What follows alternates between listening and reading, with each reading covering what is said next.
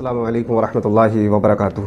آج میں بات کروں گا قربانی کے حوالے سے کہ ایک فیملی کی طرف سے ایک قربانی کافی ہے۔ تو اس کے اوپر جو حدیثیں ہیں وہ ساری آپ کو بتاؤں گا، اور یہ بھی بتاؤں گا کہ فیملی ہوتی کیا ہے۔ کہ جیسے ایک پریوار ہے، ان کے 5 بچے ہیں اور 5 بچے پیسہ کماتے ہیں اور ان کی بیویاں ہیں الگ الگ، لیکن رہتے ساتھ میں ہی ہیں، رہنا کھانا پینا سب ساتھ میں ہوتا ہے۔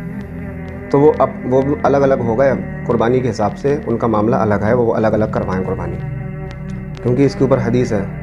اور فیملی کون سی ہوتی ہے کہ شوہر، بیوی اور بچے، بس یہ ایک فیملی ہوئی۔ تو ان کے طرف سے ایک قربانی ضروری ہے۔ اور اگر کچھ ایسا گھر ہے کہ ایک فیملی ہے جن کے ماں باپ پورا خرچہ اٹھاتے ہیں گھر کا، اور جو انسان پیسہ نہیں کماتا ہے وہ نہیں بھی کرائے گا، تو ان کے طرف سے اس کے لیے کافی ہے کہ اگر اس کے ماں باپ نے کرا لی تو اس کے لیے کافی ہے۔ اور کچھ لوگ اس سے بچنے کے لیے یہ کہتے ہیں کہ صاحب نصاب ہونا ضروری ہے۔ اس میں کوئی بھی چیز نہیں ہے صاحب نصاب ہونے والی۔ تو قربانی والا جو معاملہ ہے اس میں زکوٰۃ والا کوئی بھی سسٹم نہیں ہے۔ لوگ سمجھتے ہیں کہ صاحب نصاب ہونا ضروری ہے، ایسا کچھ بھی نہیں ہے۔ اگر آپ اتنا پیسہ کماتے ہیں کہ آپ بکرا لے سکتے ہیں تو لے لیں، اور اگر بکرا نہیں لے سکتے تو آپ بھینس لے لیں، اس میں حصہ ڈال لیں۔ ہر انسان قربانی کرے، یہ بہت زیادہ ثواب کا کام ہے، کیونکہ ان دنوں میں ہر نیک اعمال بہت زیادہ ثواب دیتا ہے۔ ہم جب قربانی کریں گے تو اس کا زیادہ ثواب ہے، اور اللہ کو نہ اس کا خون پہنچتا ہے اور نہ ہی گوشت۔ اللہ کو صرف آپ کا تقویٰ پہنچے گا، تقویٰ۔ تو یہ ہمارے لیے فائدہ مند چیز ہے، اور کرائیں۔ اب میں آپ کو ایک حدیث بتاتا ہوں۔ رسول اللہ صلی اللہ علیہ وآلہ وسلم نے فرمایا کہ جس کے پاس قربانی کی گنجائش ہو اور پھر بھی وہ نہ کرائے تو اسے چاہیے کہ وہ ہماری عیدگاہوں کے قریب نہ آئے، یعنی کہ نماز پڑھنے بھی نہیں آئے اگر وہ قربانی نہیں کرا رہا ہے۔ تو یہ حدیث بھی ہے۔ تو یہ نہیں، اس میں یہ نہیں سوچنا ہے کہ میں صاحب نصاب نہیں ہوں تو میں قربانی نہیں کراؤں، ایسا کچھ بھی نہیں ہے۔ اب میں آپ کو ایک اور حدیث بتاتا ہوں کہ رسول اللہ صلی اللہ علیہ وآلہ وسلم نے فرمایا کہ ہر گھر والے کے لیے اس کے طرف سے ایک قربانی ہے۔ تو اس سے یہ پتہ چلتا ہے کہ ہر گھر والا جس کے پاس الگ فیملی ہے، بھی بچے ہیں اور پیسہ کمانے والا انسان ہے، تو وہ ایک قربانی ضرور کرائے، چاہے ایک حصہ لے چاہے بکرا لے۔ تو اس حساب سے ہمیں چلنا ہے اور اس حساب سے ہمیں قربانی کرانا ہے۔ تو کچھ لوگ اس میں بھی کنفیوز رہ جاتے ہیں کہ قربانی جو ہوگی وہ زکوٰۃ کی طرح ہوگی، جیسے زکوٰۃ دیتے ہیں ہم، وہ کچھ بھی نہیں ہے اس طریقے کی بات۔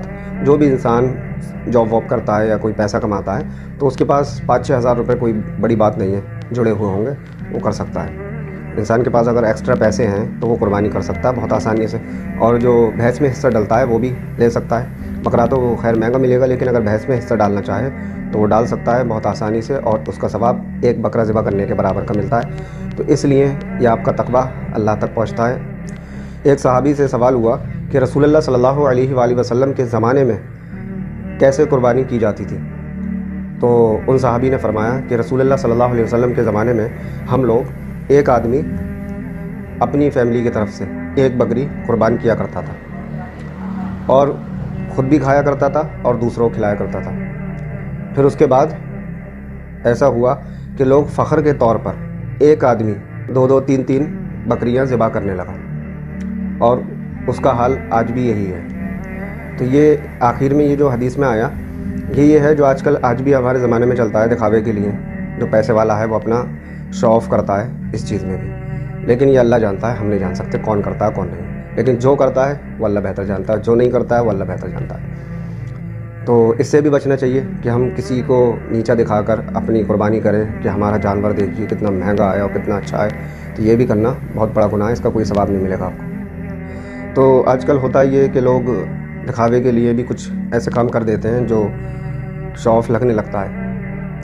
ان کا مہنگا جانور ہے، ان کا سستا والا ہے، ان کا اتنا اونچا لمبا چوڑا ہے، ان کا چھوٹا سا ہے۔ تو یہ بھی آج کل بہت چلتا ہے، لیکن یہ بات صرف اللہ جان سکتا ہے ہمارے دل کا ارادہ کہ کیا ہے، ہم نہیں جان سکتے۔ کسی کے اوپر ہم بدگمانی بھی نہیں کر سکتے کہ وہ ایسا کر رہا ہے، وہ اللہ جانتا ہے۔ اور اگر کوئی ایسا کرتا ہے تو اس کی قربانی نہیں مانی جائے گی، کیونکہ یہ اللہ کی ایک عبادت ہے جو ہمیں صرف اللہ کے لیے کرنا ہے۔ کسی اور کو دکھاوے کے لیے کریں گے تو وہ عبادت نہیں رہے گی، کیونکہ ایک حدیث میں یہ بھی ہے کہ جس نے دکھلاوے کے لیے نماز پڑھی تو اس نے شرک کیا۔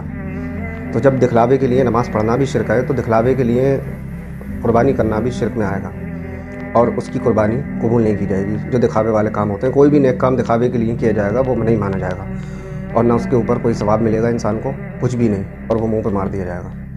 اس سے اچھا آپ اپنا پیسہ خرچ کر رہے ہیں تو اللہ کے لیے کرائیں قربانی، کسی اور کو دکھاوے کے لیے نہ کریں۔